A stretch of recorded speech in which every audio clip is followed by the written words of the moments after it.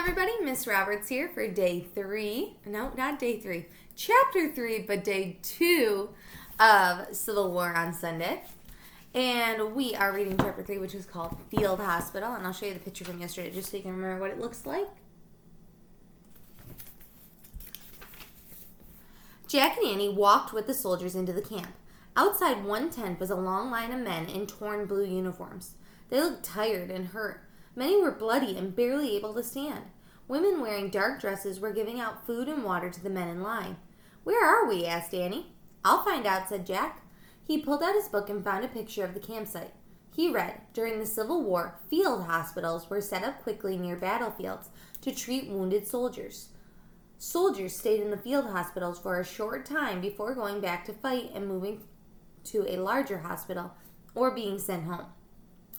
This field hospital in Virginia took care of over 400 patients." "That's a lot," said Annie. "It sure is," said Jack. He pulled out his notebook and wrote, "Field hospital, set up near battlefield." Jack read again from the book. More than 3,000 women helped out as nurses during the Civil War. Nursing was a new job for women in America. Before the war, only men had been nurses. "Wow," said Annie. "Maybe we can be nurses." "Forget it," said Jack. "Kids can't be nurses." Jack wanted to find the special writing for Morgan and go home. The sad scene at the field hospital was making him feel sick. "I'll just ask," said Annie. She headed over to the nurse cooking over a campfire. "Annie, we've got a mission," Jack called, but Annie kept going. Jack heaved a sigh. He tucked his notebook and the Civil War book under his arm and followed her. Waves of heat rose from the small cooking fire. The nurse was heating a pot of coffee. Flies buzzed everywhere. "Hello," said Annie. The nurse barely smiled at them. Her face was red and beaded with sweat. Her eyes looked terribly tired.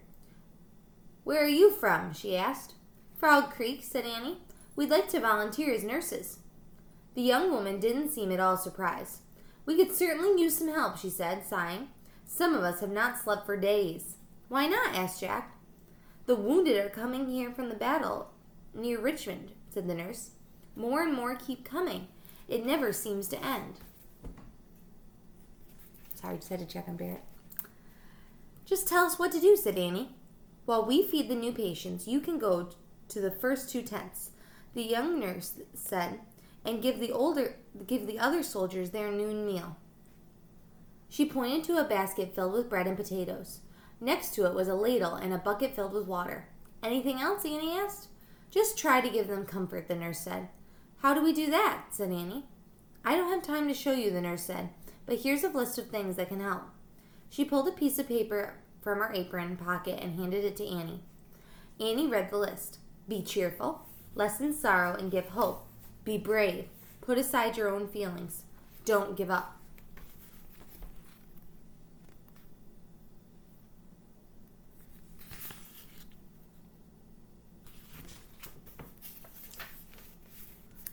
"Follow that list," said the nurse, "and you can't go wrong."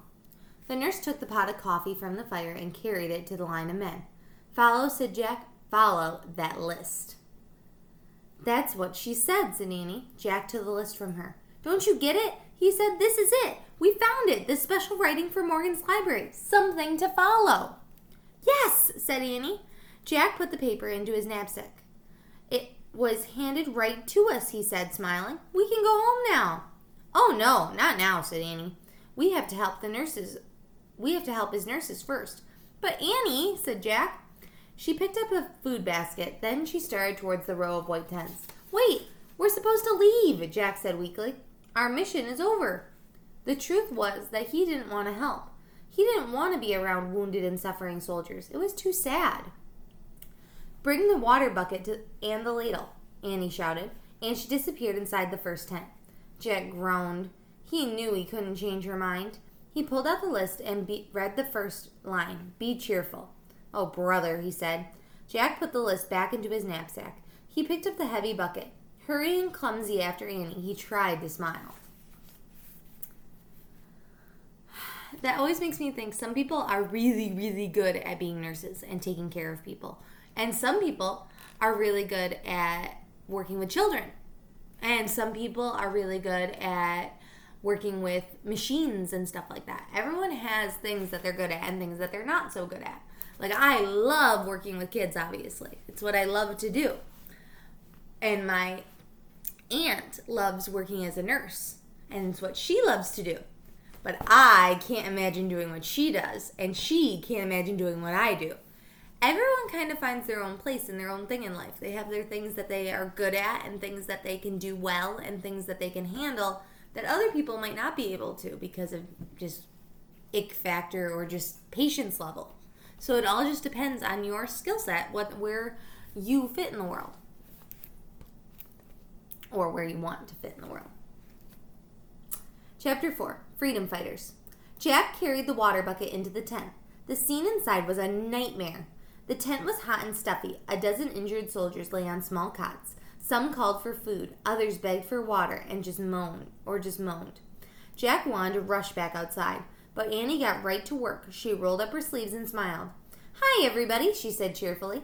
None of the soldiers smiled back. "I have good news," she said. "We've brought lunch." Annie moved down the row of cots. She handed out a piece of bread and chunks of potatoes to all the patients. "You'll be feeling better soon," she said to one sick man. "You'll see your family again," she told another. Jack looked around nervously. He wasn't sure what to do. "Give them water, Jack," Annie called to him. Jack saw a tin cup beside each man's cot. He picked up the first cup. Carefully, he used the ladle to fill it with water. Keeping his eyes down, Jack handed the cup to the patient. He felt shy and uncomfortable. He didn't know what to say. Jack moved on to the next patient, then the next. He gave each wounded man a cup of water, but he never looked right at any of them or spoke a word. Soon Jack and Annie had finished passing out food and water. "Goodbye," Annie said. She waved and left the tent. Jack quickly followed her. "Let's go home now," he begged once they were outside. "We've got what we came for." "If we leave now, the patients in the next tent will go hungry or thirsty," said Annie. Jack sighed. "Okay," he said, "but after we take care of them, we're leaving for sure." He followed Annie into the next tent. Just like the last tent, it was filled with wounded soldiers. But the soldiers in this tent were all African Americans. "Hi, everybody," Annie said, smiling warmly. Again, she passed out potatoes and bread. She also talked and made jokes.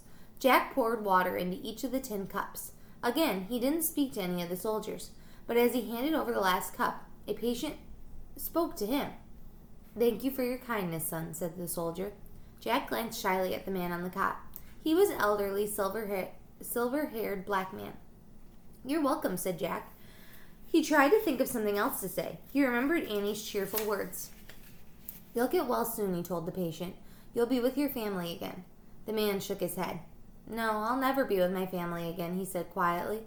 "My wife and children were sold long ago." "Sold?" said Jack.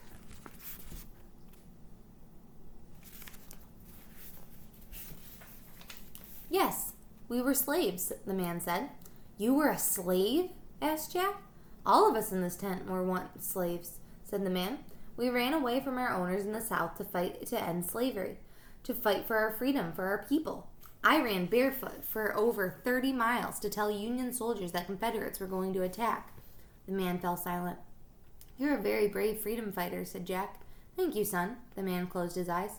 Jack wanted to know more about slavery, but he didn't want to bother the weary patient. He pulled out his Civil War book. He found a picture of African Americans standing on a platform. The men, women, and children had chains on their hands and feet. Jack read, "In the 1800s, the United States was divided over the issue of slavery. The North wanted the country to end all slavery, but the South wanted to keep slaves because more than 4 million African American slaves worked in huge plantation fields there. This disagreement between the North and South led to the Civil War." I'm going to tell you right there, this is a big part of the Civil War. However, I think you can argue that it's not the only reason the Civil War happened. But that's neither here nor there. It's just Miss Roberts' opinion.